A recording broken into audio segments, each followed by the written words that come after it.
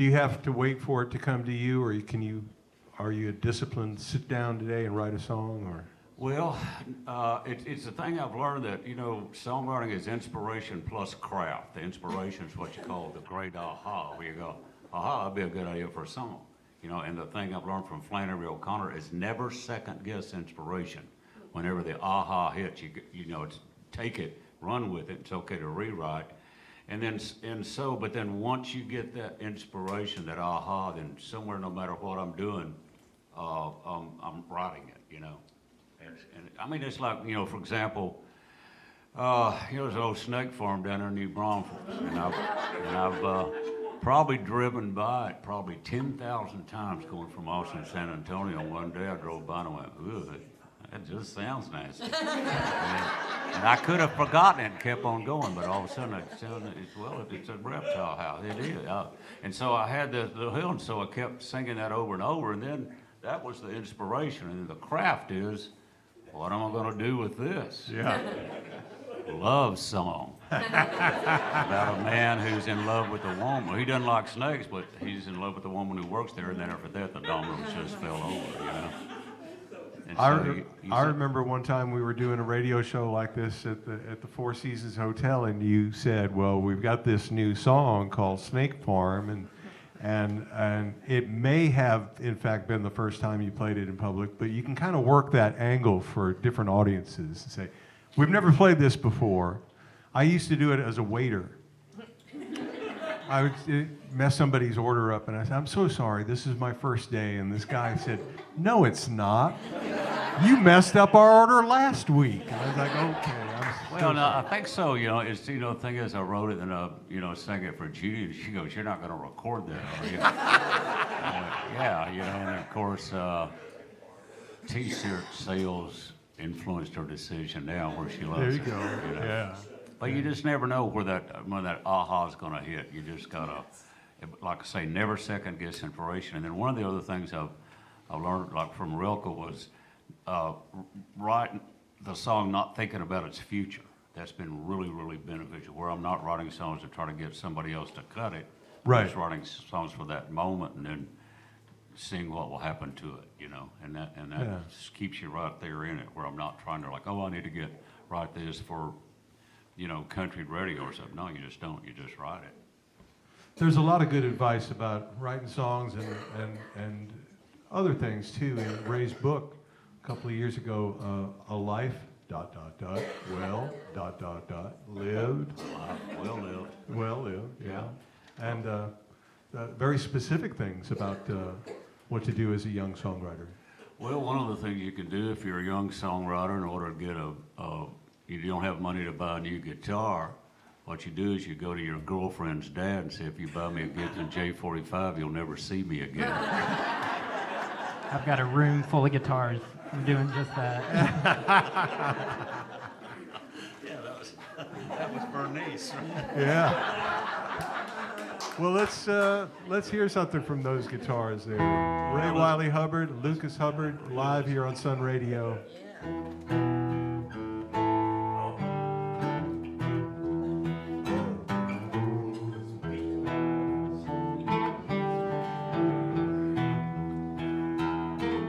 Well, a woman I love's named Ramona. She kinda looks like a tempest storm. She can dance like little Egypt. She works down the snake farm. It just sounds nasty, snake farm. It pretty much is snake farm. It's a reptile house, snake farm.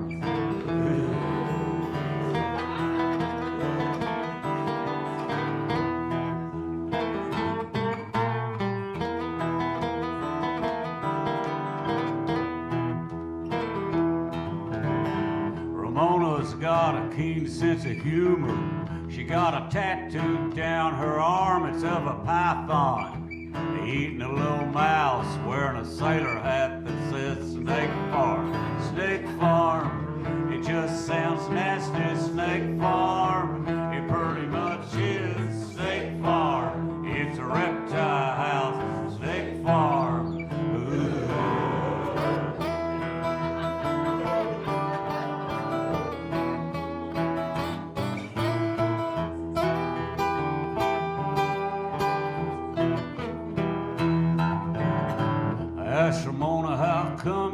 works there? She said, well, it's got its charm. There's nothing to do in the winter now that some kid gets bit at the snake farm. I said, snake farm, it just sounds nasty. Snake farm, it pretty much is. Snake farm, it's a reptile house. Snake farm. Ooh.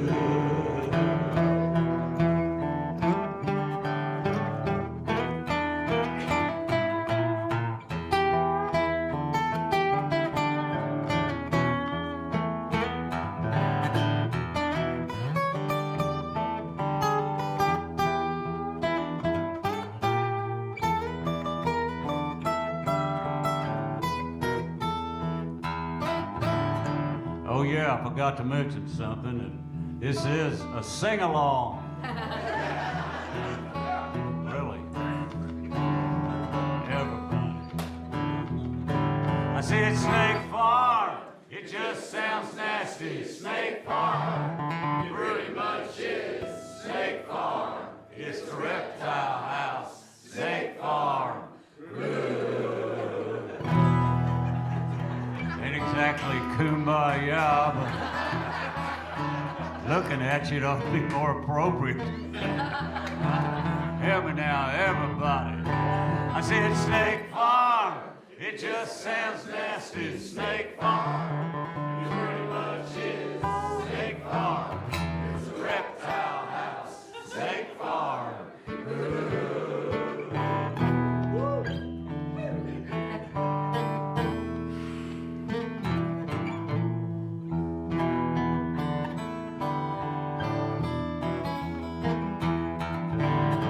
Ramona likes malt liquor and a band from Wales that was called The Alarm. She said she cried when they broke up. She still plays the records at the Snake Farm. Snake Farm, it just sounds nasty. Snake Farm, it pretty much is. Snake Farm is a reptile house. Snake Farm.